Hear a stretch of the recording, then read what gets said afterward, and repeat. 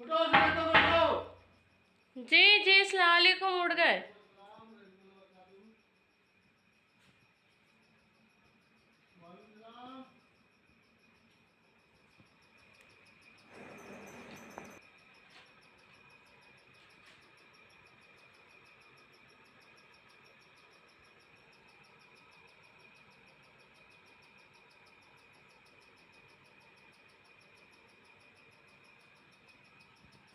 Hello friends, welcome back to my channel. तो friends, कैसे हैं आप सब? आई होप आप सब अच्छे होंगे।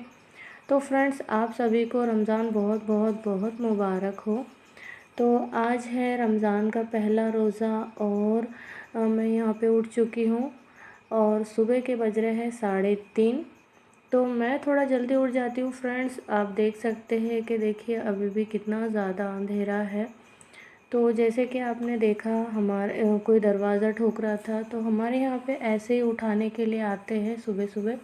हर एरिया में ऐसे कोई उठाने के लिए जाते हैं और फिर उठाते हैं ऐसे। तो जब मैं उठती हूँ तो सबसे पहले मैं ताजुद की नमाज़ पढ़ती हूँ।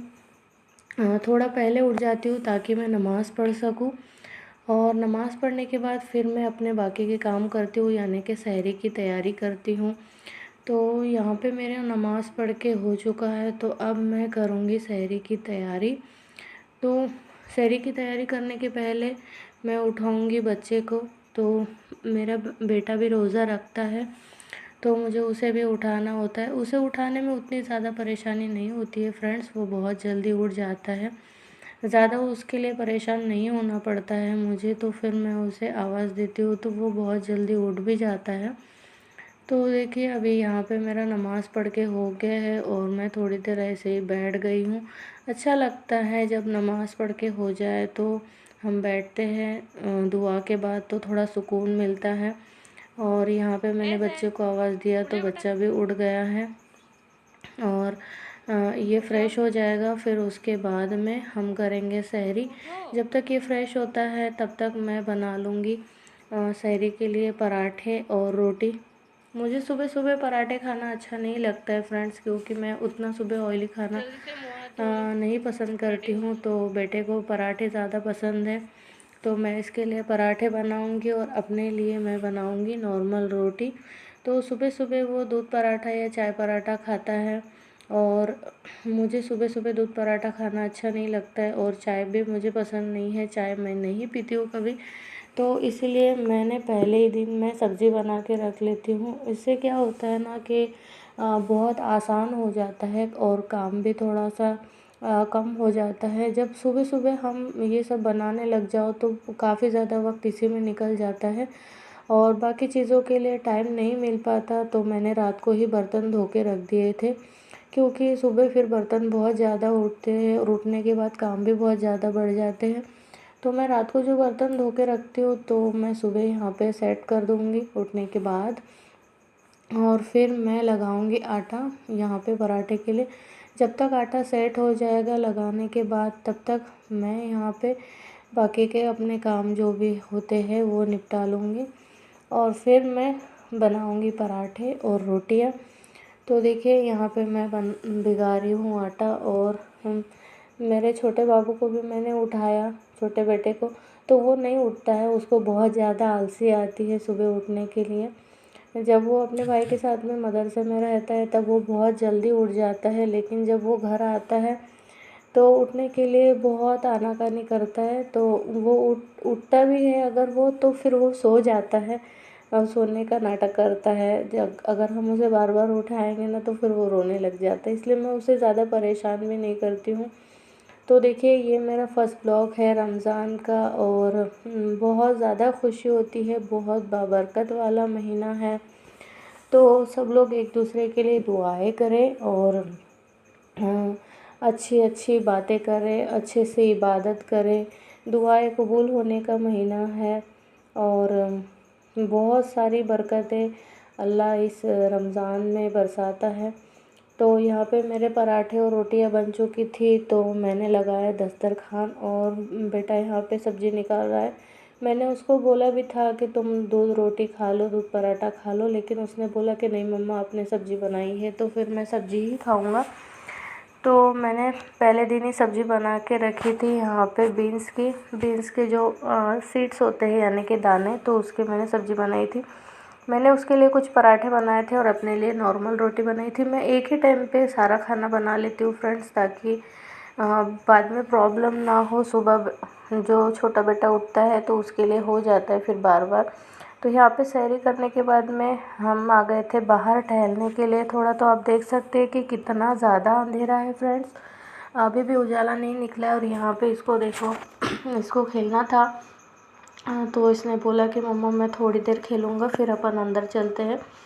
तो मैं इसके लिए रुक गई थी और रुकने के बाद ये 5-10 मिनट खेला और फिर हम अंदर आ गए। उसके बाद में फ्रेंड्स मैंने सोचा कि मैं पढ़ाई कर लेती हूँ थोड़ी सी। तो फ़जर की अज़ान हो चुकी थी, तो मैंने नमाज़ पढ़ी। नमाज़ पढ़ने के बाद मैं यहाँ पे थोड़ी देर कुरान पढ़ूँगी। और कुरान पढ़ने के बाद हम लोग यहाँ पे जब पढ़ाई वगैरह हो जाती है तो फिर मैंने बेटे को बोल दिया था कि तुम सो जाओ।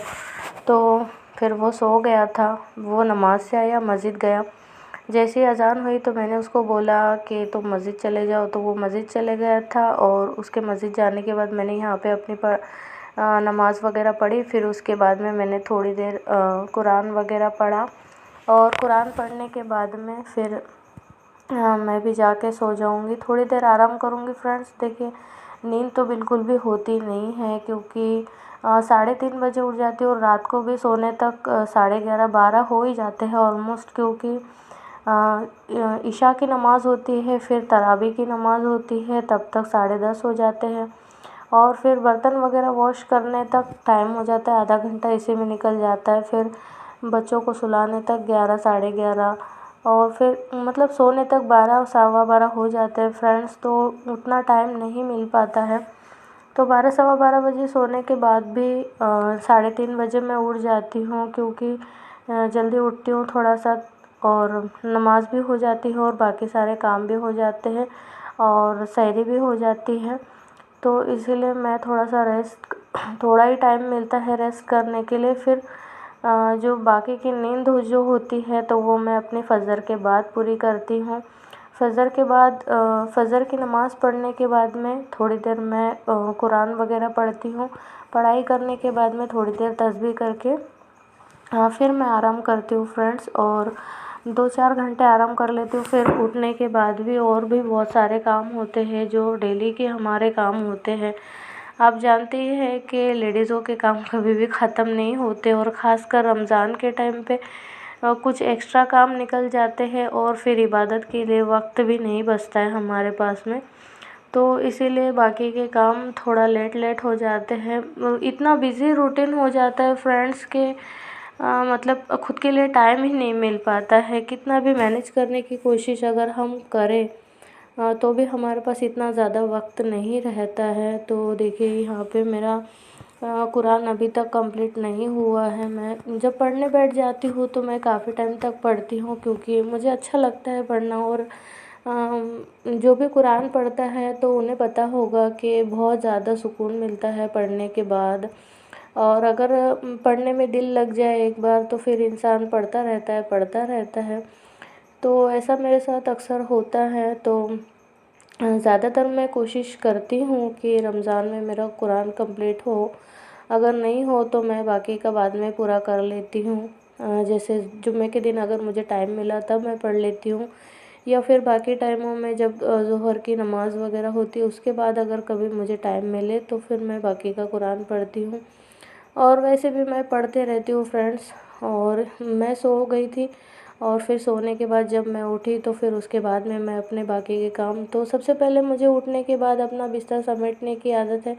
तो मैंने अपना बिस्तर वगैरह समेटा, और यहाँ पे मैंने बाबू को बोला कि जल्दी से नहा लो, क्योंकि नल आ गए थे। हमारे यहाँ पे डेली सिर्फ 1 ही घंटे के लिए नल आते हैं, और उसमें भी हमें पानी भर के रखना पड़ता है। अगर नहीं भरेंगे तो फिर दूसरे दिन बहुत ज़्यादा आफत हो जाती है फ्रेंड्स। तो फिर मैंने यहाँ पे उसको बोला कि तुम जाओ नहा लो। वैसे तो वो खुद से नहा लेता है, कभी मुझे टाइम रहा तो मैं उसको नहला देती हूँ। और देखिए यहाँ पे थोड़ा सा कच्चा सीमेंट है, फ्लोरिंग नहीं है, पक्का नहीं हुआ है, तो इसीलिए थोड़ा सा डस्ट वगैरह ज़्यादा निकलता है। तो इसके लिए मुझे इस पे पानी छिटकना पड़ता है।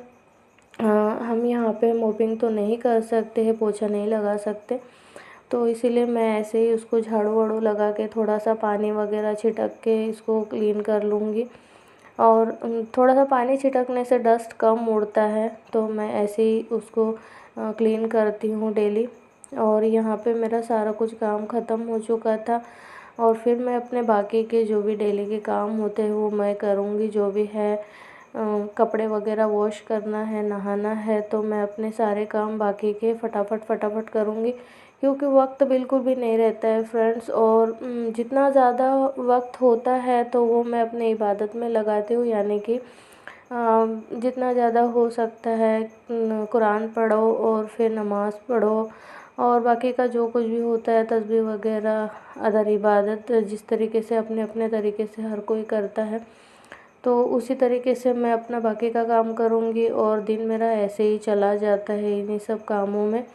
और फिर मैं आज बनाऊँगी शक्करकंदी की नमकीन मीठी पूरी।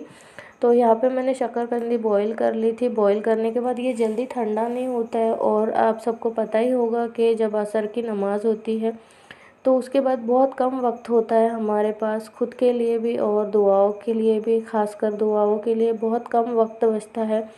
और फिर हमारे यहाँ ऐसा है फ्रेंड्स कि हमें जैसे हम डेली न्यू न्यू रेसिपी बनाते हैं, तो हमारे यहाँ पे ये रिवाज है कि हमें दूसरों के घर भी टिफ़िन पहुँचाना होता है, यानी कि जो भी रोज़े से रहते हैं, तो अड़ोस पड़ोस जो भी होते हैं अपने पहचान वाले, उनको बांट के खाना पड़ता है, तभी रोज़े का मज़ा आता है। और मुझे एक प्रकार से आदत पड़ गई है कि जब तक मैं किसी के घर में ना भेजूँ तब तक मुझे अच्छा नहीं लगता है।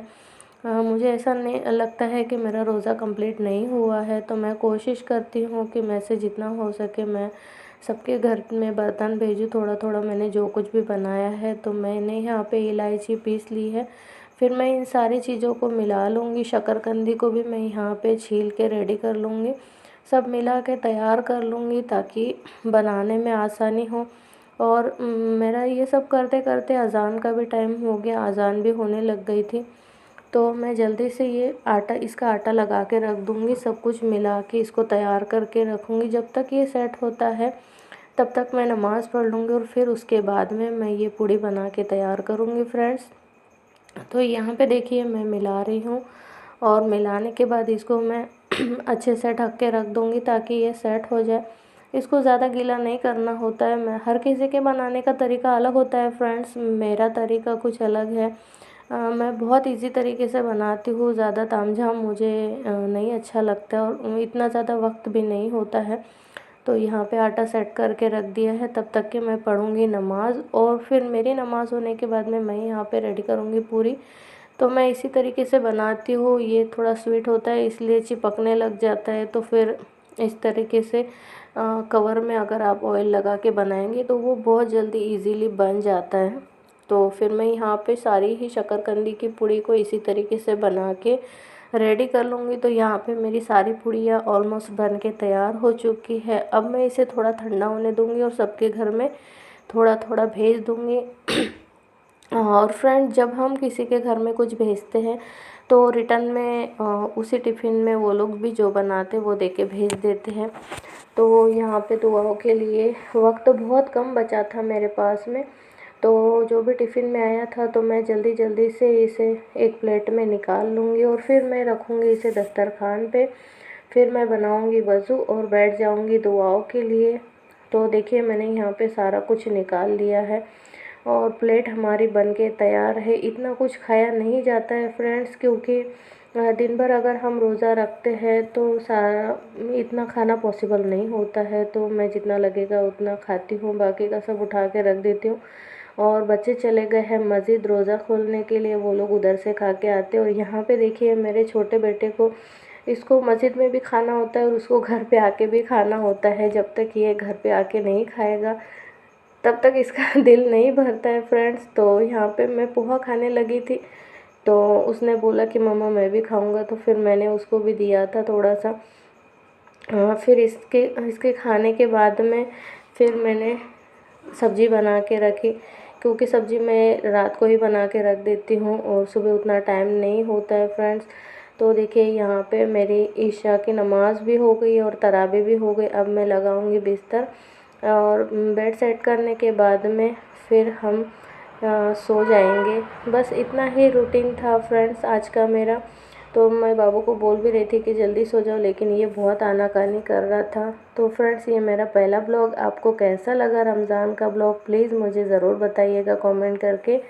और अगर वीडियो थोड़ी भी अच्छी लगी हो तो प्लीज़ वीडियो को like share and subscribe, new है तो ज़रूर करें और फीडबैक ज़रूर दें। मिलते हैं फ्रेंड्स नेक्स्ट वीडियो में, तब तक के लिए बाय बाय, अल्लाह हाफिज़।